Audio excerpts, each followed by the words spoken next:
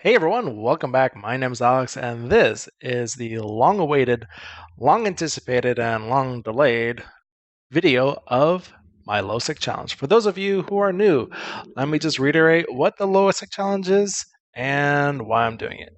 Lowsec challenge is simply this it's a simple premise, and it's a challenge of trying to experience Eve in a different way. Basically, it's taking a brand new character, or mostly brand new. I'm not going to say right fresh out of the factory, clone factory, or whatever. You'll spend a little time in high sec, get some of the very very basics in. But essentially, soon after you get done, you head out into low sec and you stay there, and you don't go back in high sec. You do everything in low sec. You try to procure everything in low sec. You essentially try to build your entire life or entire Eve career inside lowsec, and that's something I've been trying to do. It's been a while. In real life, and then frankly other games as well, have kind of come in, and I kind of put the lowsec challenge on hold for a while. But now I'm kind of coming back in here, and the last couple of days I've been giving it another good go here, and I'd like to share with all of you what I've discovered and kind of some of my observations and frankly how it's going. So, where I'm at now, well, I lost my destroyer last time and lost my frigate as well. I think due to some rather difficult level 2 missions, which I wasn't quite prepared for. So I bought another one. I trucked all the way back to high sec, bought another one, came back out, and now I'm kind of starting over again. A little bit of like a reset. Now, here's the thing. So I am in the Aridia sector. And so in Aridia, it's kind of interesting because I am a long, long ways from high sec Empire space. And also, there's no real definitive market in the sector. And if there was one, it is like 15 or some odd jobs away. Now, here is the challenge that I have really bumped up against, which I'm going to explore today. So, up to this point, I've been running level 2 missions, a little bit happy as a clam. Oh, I won't say great happy. Running missions is kind of repetitive, but I'm cranking up my standings. So, I'm over here. I'm running level 2 missions with the Ministry of War for the Amar faction. My goal is to concentrate on Amar and really kind of crank up the standings with Amar and really become kind of like an Amar loyalist in low sec and kind of take it from there. I mean, that's kind of how I'm role playing this particular character. So I look at Ministry of War here. I'm right on the cusp of level 4 missions. I've actually gone way past level 3 missions. Now, here's the rub though. To do level 3 missions, I really need a battlecruiser. I cannot do it in a cruiser. I know some people have tried, and I'm sure there are people in the forums that if I have the exact build of this particular type of cruiser, I can run level 3 missions. But remember, this is also a still fairly new character, only 6 million skill points, or a hair above that. Not many, and actually a good chunk of that I just injected recently with all the skill points that came in over the Halloween holiday. And so that's a good chunk of it right there. So really, I was actually around 5.7 million skill points. So she can't do Tech 2 ships. She can't even really use Tech 2 equipment just yet, but she can definitely go into a battlecruiser, which is kind of the natural progression up to level 3. Here's the issue. There are no battlecruisers around. So the battlecruiser I'm looking at here, if I go over it, is the Harbinger. That is not an error, folks.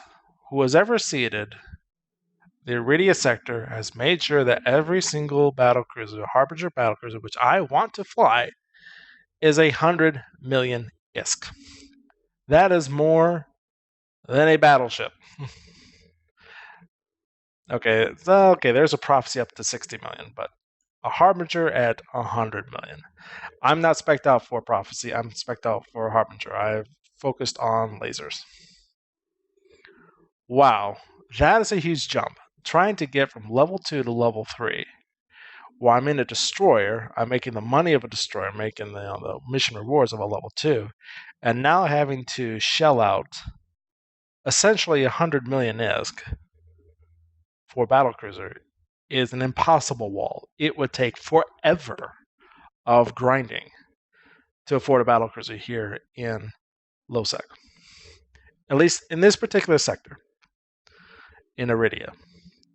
Well, heck, what do I do?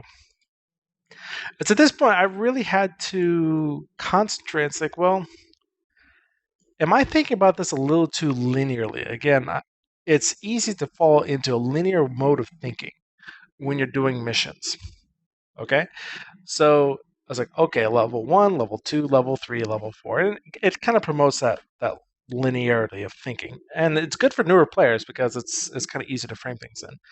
But in this particular case, in lowsec, because of that huge wall of trying to get a battlecruiser, things have to be changed. Now, remember, as part of the lowsec challenge, I cannot go back into highsec and buy one and truck it all the way out here.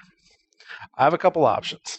Either A, I can have someone ship it, which I think would be prohibitively expensive because I would frankly need, I think, at least a deep space transport to fit it in, or maybe a really spec'd out industrial ship. But be that as it may, it's a large cargo volume, and it's got to go a long ways because I'm over here in Hophib. Let me pull up the map here in just a moment.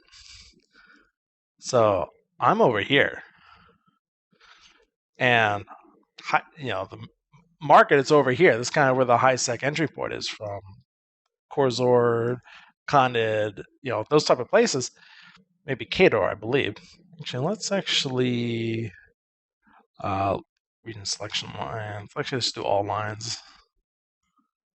And let's just do security status on the stars. So let's take a look here. Where's the statistics? Security status. There we go. Okay. So yeah, yes, there are a few highsec pockets in here, but really it's going to have to come over here from Khanid if it's going to come over to Hophib. And that is a long trip through some dangerous corridors. So that's not going to be the case. So I can't buy it. I really can't ship it. So I'm left down to one option. I have to build it. Wow. Okay, so I want to build a battlecruiser then. And this is the part where the lowsec challenge really starts to become kind of like the movie The Martian. If you guys have seen The Martian, it's a great movie. And there's a famous line there. It's like, I'm going to have to science the heck out of this place. And that is exactly what I have to do. So before, my character was spec'd out all for gunnery and more the combat skills because I was running security missions. And now I'm starting to put in skills into production, into resource processing, harvesting. I'm actually going into mining. So now, yes, I have my coercer, and I'm in this PCERS system, and I'll explain why in just a moment. But now I have a venture. I'm actually mining. So at this point, I grab this venture, and I go out, and I'm starting to mine in Veldspar, and okay, it's taking forever again. I can mine it, and I know how much materials I need because I looked at some of the BPCs that are being sold in Jita, and those I can easily ship, or at least get a drop-off point. Shipping a BPC is much easier than trying to ship an entire battlecruiser. I was thinking, okay, get the BPC and bring it out to where I can build it. So, okay, so I go into here, I do a search, Harbinger in Jita, go down here. Okay, there's Navy's issues. I'd like a Navy issue, but I can't afford one right now. Here's some copies. Okay. So let's actually grab it here. We're going to view the contract. And it's for one run. And actually, not that great time efficiency, but 10 material efficiency, good enough for what I'm describing here. I probably wouldn't buy this. I would like that time efficiency. But I would need 3.5 million titanium, 750,000 pyrite, 185,000 mexilon, yada, yada, yada. And how am I going to get all this? Well, typically in lowsec, no one's really selling a whole bunch of minerals. I'll have to mine them. I'll have to get them myself. Sometimes you'll get lucky. Sometimes someone just dumps a whole bunch of minerals. Maybe they got kicked out of nullsec and now they have to dump everything and they dumped it in the first spot. It happens. very rarely, but on the whole, it typically does not happen. Okay, so I somehow have to acquire these minerals and then build the Harbinger. Now, looking at the Eve Marketer, a Harbinger cost from HiSec is around 30 to 35 million. Not 3 times that we see here in lowsec. So, all right, I'm going to have to get the minerals to build this thing. But with a venture, it's taking forever to acquire those minerals. So now I have to kind of really stop focusing on combat and start focusing on harvesting, on mining, and not just on mining, but reprocessing. And I could do that. I can go out and crunch some minerals. But then I stopped. I said, you know what? Yes, I'm up against the wall with level 3 missions, but those are level 3 security missions. There are 2 other types of missions, distribution and mining missions. So right now, I'm actually working on both distribution and mining missions. So I hit the pause, I hit the brakes right there, and instead of putting all my efforts into Ministry of War, I've now switched it up, and now I'm doing missions for Zor and Sons and the Royal Amar Institute. These are distribution missions and mining missions, respectively. Because the ships I need for a level 3 mining mission and level 3 distribution missions, I don't need a battlecruiser. I can make about the same amount of money and I can make about the same amount of loyalty points with level 3 distribution missions and level 3 mining missions that I can with security missions. The thing I don't get, however, and this is the big advantage of security missions, is of course I don't get the bounties nor the salvage, mostly, of the security missions. But the advantage, particularly with distribution missions, is that I can run them a lot faster. It's just go over there, drop it off, do it again. Go over there, drop something off, do it again. Mining missions fall about in between, but I figured since I got the ship, and I'm getting skills to enhance mining right now, let's focus on mining missions. And so all I need is to get above to level 3 in the mining missions. Now level 2 in mining missions I can do with Adventure. But in lowsec, you're going to get lowsec rats. So you got to keep at least a combat ship, such as a destroyer nearby, to deal with some of the rats that can show up. And they can be battleship-sized rats, so keep that in mind. So real quick, I'm going to do level 2 here. And I am cranking up standings with Marlatha for Zor and Sons, and going from there. And I can request a mission and continue on my journey. Now, I'm going to take a pause here. I'm going to talk about standings and missioning and NPCs just here for a moment. When you become a mission runner, as I am right now, particularly in lowsec, the advantage of running missions in lowsec versus highsec can be fairly large. But one of the big ones is that you get bonus loyalty points. So your rate of loyalty points that you get can go up quite substantially. And it goes up about 10% per 0.1 of security status. So I'm actually in 0.4, which is just gives me like a 10% above a 0.5 high sec level. But in Hophead, where I was doing the security missions, I was getting like a 40% bonus to loyalty points, and those can add up pretty fast, and can help you a lot in getting specialized equipment and things like that. Now, here's the other thing about the low sec challenge. Since I can't really go back into high sec as part of my challenge, I really can't take my items and sell them in a high sec trade hub like Amar or Cheetah and things like that, unless I ship them over there or ship them nearby where someone can come in, pick them up, and then take them to trade hub, and then I can sell them remotely. And don't know if I really want to quite do that just yet. But what I have been doing is, I think, kind of using some of these loyalty points in the original intention where I'm starting to buy specialized equipment. So, for example, with my coercer, I spent the first little bit of loyalty points, which I had made, and I actually got Imperial faction ammo to help increase DPS. Now, the loyalty store is something that's really worth to take a look at. I think a lot of people kind of skim through it really quickly. But there is a difference between the items, between certain corporations, and what those corporations focus on. Zora and Sons, for example, is an Amar industrial type of corporation. And a lot of its agents focus on mining. So if you look at the loyalty store and you open it up, you'll see that a lot of the items are the same and a lot of the items are different. But the main things that are different are these implants here. We see them come up. If you look, these implants are all industrial or harvesting type of implants. We've got Bean Counter, which helps with either research or in reprocessing. We have Alchemist, which helps with gas harvesting. Highwall, which helps with mining. Yeti, which helps with ice mining. So these implants are what sets apart one corporation from another. If I was at Ministry of War, these would all be combat related. This would be relating to turret damage, tracking, rotation, maybe armor repair, and things like that. A lot of the other items, though, are exactly the same. The implants are the same. The ammo's the same. The equipment's the same.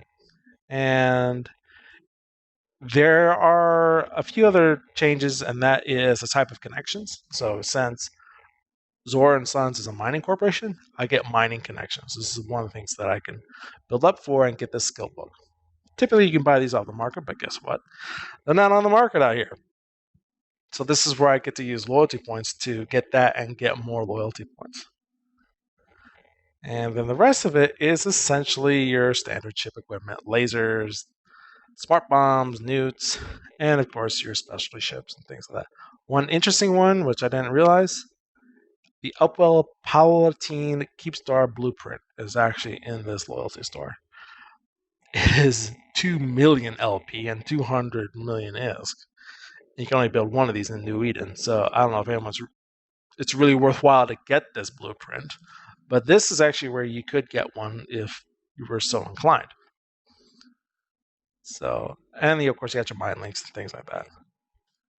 So it is worthwhile of choosing which corporation you want to run missions for and realize that jump from level 2 to level 3 can be fairly significant if you're in a region where you have to build your own stuff or you don't have a very good supply. And if you have to kind of really bootstrap this, you may have to think about that. You may have to build a battlecruiser, or maybe just be cheaper just to build a hauler for level 3 distribution missions, or a mining barge like a procurer for level 2 and level 3 mining missions. So I'm going to request a mission here. And the thing about mining missions for an agent is that the ore is typically some exotic ore that you cannot buy off the market. So here, it's actually a pretty decent payout. Lots of loyalty points. It's actually one of the higher paying ones. I'm going to accept this. And that's just a warning saying that my cargo hold is not big enough. That is true. I have a 5,000 cubic meter cargo hold. I'll need 6,000 cubic meters, so I have to make at least one trip back. That's all really it's saying. I'm going to undock, and I'm going to head on out to my mining mission here. So because I'm hitting that wall with level 3 security missions, I have to kind of take a detour and realize, okay, I can do level 3 missions with a cheaper ship, with distribution and mining, and at the same time, the skills I need to bootstrap a particular ship are of benefit in doing particularly the mining missions, since I'll be mining my own materials anyways, most likely to build that battlecruiser, so might as well make the two go together and make it synergize, make it harmonize with each other. And here I go.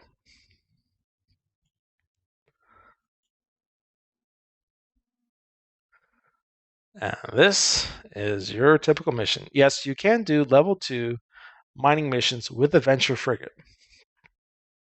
And there is nothing exotic about this frigate at all. Local is clean. I go in here. I grab the asteroid. I mosey on here. I don't even have Tech 2 mining lasers. I got 2 Tech 1 named. They only have the same range. So I'm going to come in here. 1 and 2. And that's it.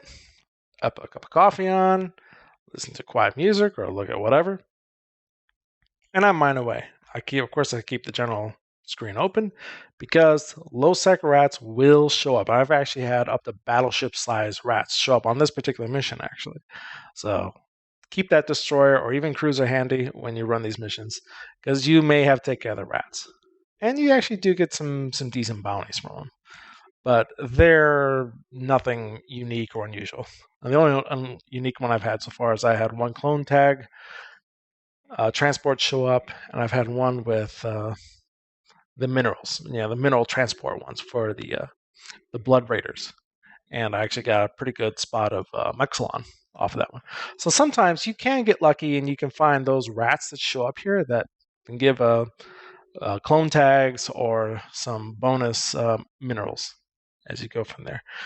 They're not like the ones on the security missions where, you get a whole bunch of bounties, but there's nothing really exceptional about them that you may get lucky. That's not the case in security missions. You go in there, you do what you do, and you get out. So, anyways, folks, this is where I'm at. This is where I'm at with my lowsec challenge.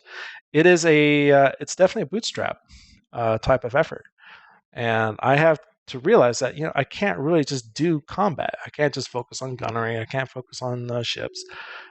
Now I have to. It's like, well, I have to be kind of a jack of all trades, and at this point, I'm expanding out to do that. And yes, mining is part of that. Distribution is part of that. The other thing I've done is I've started a little bit of industry and started a little bit of trading. So one of the things I noticed in the cluster was near my region there were no probe launchers. So I bought a cheap BPO actually for this equipment, and I made some probe launchers. Since they're the only ones in the sector, really, or even remotely near that area, there's a little bit of a price increase, and maybe someone will buy it. But I know the ships being sold there near nullsec, there are magnates and exploration type of ships, but there's no equipment. So I kind of filled in that void. So that may be another part of my process here is I may open up shop, may do a little bit of industry. I'm going to be doing a little bit of everything in order to survive because I have to make what I need to have and kind of go from there. So anyways, that's the challenge, guys, and it's different. It's interesting because I'm not making really any money at all at this point. I mean, very, very little. If I was on my main accounts, I could sneeze and make 20 times more money than I'm making right now. That's very true, but that's not why I'm doing this. I'm in no lack or no need of money on my main accounts. I haven't been for quite a long time, unless I go into something major like multi-billion-esque capital ships or something like that. But on the sub-capital level, I can pretty much afford whatever I want to afford. But that's not the point. The point here is it's really good to kind of go back to the very basics. Go back to kind of the struggle of when, you really were just a tiny little small fish and you're doing something unique, you're doing something probably more difficult, and what does it take to actually make that happen? And that's the interesting part that I'm trying to do here, and I'm really glad to share it with all of you. So anyways, thank you very much, everyone. Thank you for listening, and fly safe, stay tuned, and I'll have some more videos. Take care, guys.